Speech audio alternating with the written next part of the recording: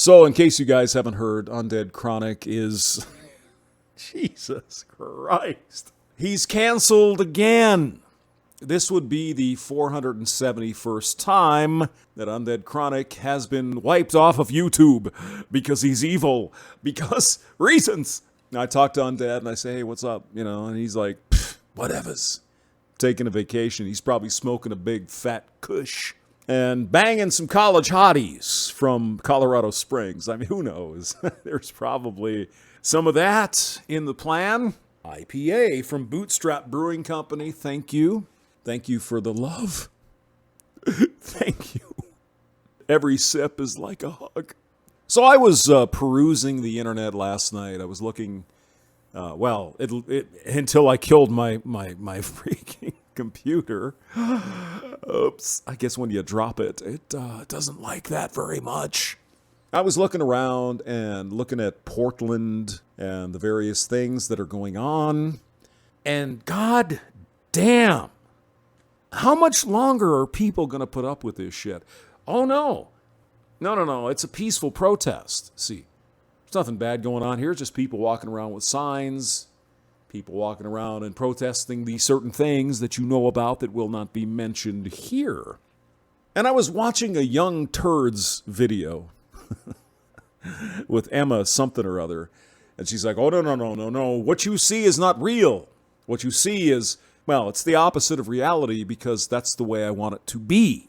Now, a lot of you guys, especially you young guys and ladies, you probably don't remember this, but it was 1990-ish, maybe 1991, when George Bush, the Elder, decided to invade Iraq, okay? Now, a lot of people, well, he's a warmonger. He's an evil Republican. He's the same as some German guy in the 1930s. We've heard it all fucking before.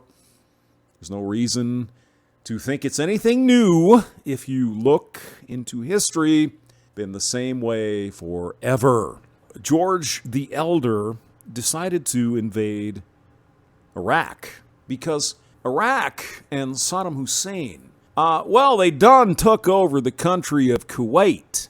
Because they believe that Kuwait was their property because of, thousands of years of whatever, right? So they invaded Kuwait. And what you won't hear on the mainstream media, of course, is that they were gang grapefruiting the Kuwaiti women. You didn't hear that. No. George the Elder was just a warmongering fuck. There was no particular reason why we invaded Kuwait and Iraq to remove the Iraqi Republican Guard from, grapefruiting all the Kuwaiti women. No. Come on now. He was just a warmongering fuckstick. Yeah? Now, you can make the argument that maybe George the Younger, with respect to 9/11 and the invasion of Iraq, might have been a big stretch. But certainly the first Gulf War, as it is called, was for a purpose, to rid these evil grapefruit artists from Kuwait. They had no business being there. They thought somehow it was their property or something on that order. And let's just say the women, especially in Kuwait at that time, that was almost 30 years ago, they weren't treated very well. And, of course, the men were just shot. That's the way it all works. So there was a man, and I'm not sure what his name is, exactly, but we'll call him Chemical Ali. Because Chemical Ali was like a spokesman or second in charge for Saddam Hussein back in the day. And honest to God, in real time, this was 30 years ago. CNN was there, or Fox News, or somebody, and they're filming this man in Baghdad. He's standing in front of a wall, and they're interviewing him. So, Kelly, tell us what's on the ground. What's going on? He said something on the order, wow, there's nothing going on here. The Republican Guard is strong. We have no fear of the American troops, etc., and so on. And in the background, this is a live shot on television, in the background there are American tanks and troops and planes bombing the living fuck out of Baghdad. And he's sitting there insisting, no, there's nothing going on in Baghdad. Everything is fine. We're going to repulse the American, evil whatevers, right? In real fucking time on television, this guy is denying that 100 yards behind him there's a tank, an American tank, and American troops and American planes flying over, taking out strategic resources. So we toppled Iraq in, what was it, a day? Denying on television live in front of the entire fucking world. Nothing's going on. Everything is great. That's what we're seeing today. I know this is kind of a long roundabout way to get to it. I'm looking at videos of Portland, Oregon, right? And we have the mainstream media insisting, no. It's a peaceful protest. The reason Trump brought in the federal troops, as they would say, is because Trump is evil. He's related to the German leader in the 1930s. Well, I have eyes. I can see. You know, I'm 56. My eyesight's getting a little weak, but I can still look at a video and say, well, hold on a minute. Wait a minute. These people are trying to burn down shit. They're breaking stuff. They're looting. They're attacking these federal troops who are trying to protect federal property. Yet the mainstream media was just going to keep saying, no. The protests are peaceful. The shock troops that Trump sent in are the problem. Excuse me, what the fuck am I missing here? I can see with my eyes what the hell is going on here, and yet they're telling us it's not real. What you are seeing is not in fact what you are seeing. What you're seeing is exactly 180 degrees opposite of what you're seeing. Same thing can be said in, Minneapolis, some of these other towns, New York, various other places. No. You're not seeing what you're seeing. You're seeing the other thing that is what we tell you should see. Protests are mostly peaceful. Well, yeah, they are. But what about these, the ones that aren't? Shh. Don't talk about that. Shh.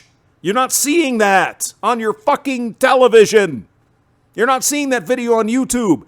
It's your imagination because you're an evil Trump supporter and you're like the German dictator from the 1930s. And your lowercase w.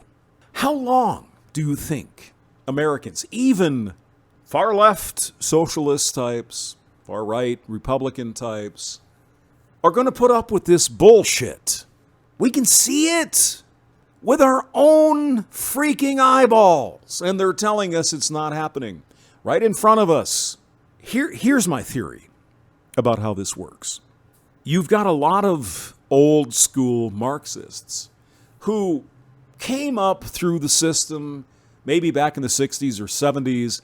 You know what we didn't have back then? Anyone? Bueller? We didn't have the internet. We didn't have YouTube. We didn't have the free flow of information like we do today. And so it was very, very difficult to go and look and say, wait a minute, that's not really what's going on. Walter Cronkite, yeah, well, that was then. This is now. And these old Marxists who are in charge still believe the only way we can get the real information from the New York Times or whatever, we have to go to a library and we have to call up some microfiche. They don't understand that when I'm taking a shit in the morning, I can get all the videos and all the news stories and everything I want before I even wipe my ass. Do you understand my point? These old Marxists apparently don't understand. You can't lie to us anymore. Now, a lot of people say, well, you got to take the RP. The RP is not just about women. It's about what the fuck is going on right now. This is about how the government has lied to us. Our mothers, our fathers, our ancestors, our forefathers, or whatever. They've all fucking lied. Nothing they've told us is real. Everything they've told us is bullshit. And the trick is they think they can still get away with it. Well, these stupid rubes, they're not going to call their iPhone up and take a shit and look up the news. They're just stupid. We can tell them whatever we want. Do they even understand? That is not the case. Now, I know a lot of people, they watch the mainstream media, my mother being one of them. It's like, oh, Jesus Christ. I'm down visiting her, and she's like, well, you smoke those e-cigarettes, it's going to blow up in your face. How many cases, Mother? Well, I don't know. It was on CBS. Yeah, it was 2 cases. Oh, my God. At least my father is like, what is this bullshit we're looking at here? He watches the old Westerns, and, he's 85. Yeah, what more do you have left, right? I want to watch John Wayne, and, I want to watch Hogan's Heroes and various other things. But we're not talking about old people. Old people are on the way out. We know that. What about the new crop of young people who have been brainwashed for decades? What about those people? Well, who do you see in the crowds in Portland? Excuse me, let me take a drink of my beer. Who are the shock troops? Who are the red shirts today? Or the brown shirts, rather. Young, impressionable, ignorant people. Now you can say, well, Hamster, this is getting a little bit too conspiratorial. Come on now. You mean to tell me that yes, I'm telling you that.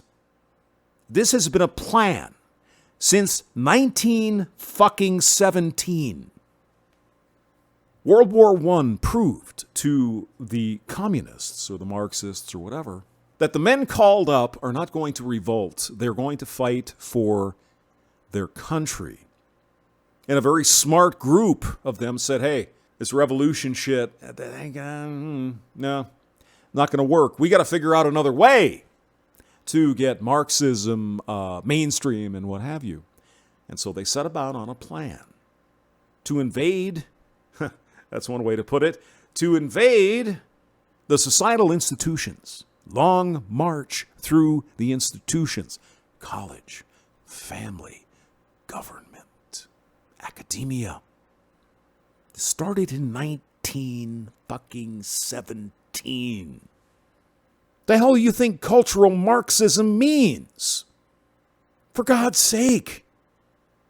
You have to wake up. These kids are probably beyond repair at this point. They've been pounded, their heads been pounded with this shit their entire freaking lives. Capitalism is bad. Socialism is utopia. Who do you see out protesting? Anyone? Bueller? Do you see it? Or should I just believe the mainstream media when they tell me, it's not really what you're seeing? No. Listen to us. We'll tell you what you should see. A carefully edited video from Emma, but nothing before or after, nothing during, pieces cut out, where these people were trying to start the fucking building on fire. That would not be a peaceful protest, would it? Shh. We're not going to show you that. It is a crazy world we live in. And I'm not sure we can recover, to be completely honest. James Maxwell, thank you for listening.